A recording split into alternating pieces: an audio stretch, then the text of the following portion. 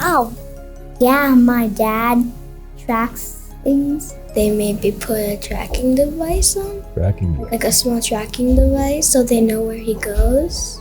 Wait, do you have cameras? You just take a camera and point it at the sky and wait for a long time. And when Santa passes by, you find him and then you just zoom in on the camera and you move the camera wherever Santa goes. Do you even have cameras at your chimney? You use satellites with little cameras built inside of them. Without a satellite, we would not be able to do anything. At all. Like sensors that track Santa from the world, and you have these TVs or something that connect to them to see. We track Santa from here and watch on your phone or tablet or iPad. I always watch the tractor before bed.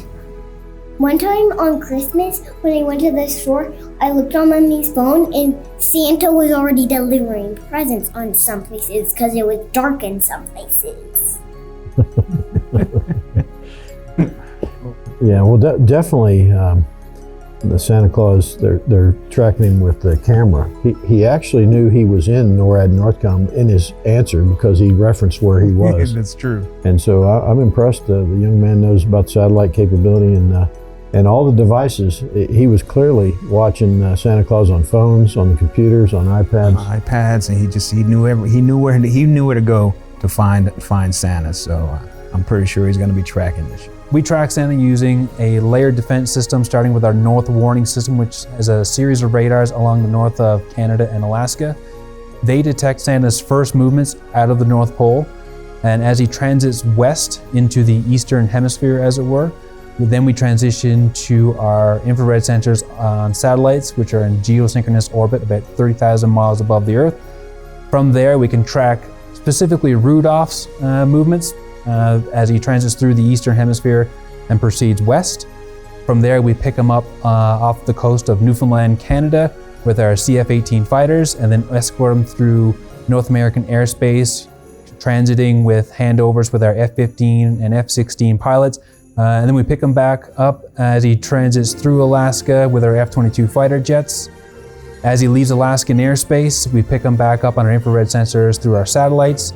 And then from there, we monitor his progress through the Pacific until he returns back home to the North Pole to wrap up Christmas Eve and allow the rest of us to enjoy Christmas Day. So watching these young kids is really exciting and gets me all pumped up for NORAD Track Santa coming up in December. This is just the beginning, but they're clearly ready, and I look forward to making NORAD Track Santa happen again here in 2021. Yes, sir. And you can't help but smile when just watching that, the excitement of this year and then watching tracking Santa. So it's going to be a pretty exciting time this year. We look forward to it. One interesting thing to note, actually, is that the same thing we do on December 24th, NORAD does 24/7, 365. That's year-round. And that's monitoring the airspace and all the activity around the globe with regards to all activities of interest to Canada and the United States. It just so happens we have a recurring visitor each December 24th, and we're more than happy to welcome him to our airspace and escort him through Canada and the United States to ensure that everyone's able to enjoy the holiday season. Include us in your family tradition this year by following us on YouTube, Facebook, Twitter, or Instagram. And follow along with NORAD Track Santa at www.noradsanta.org or the mobile app for NORAD Track Santa. Available on Apple Store and Google Play. Don't forget to hit subscribe for more NORAD Track Santa videos.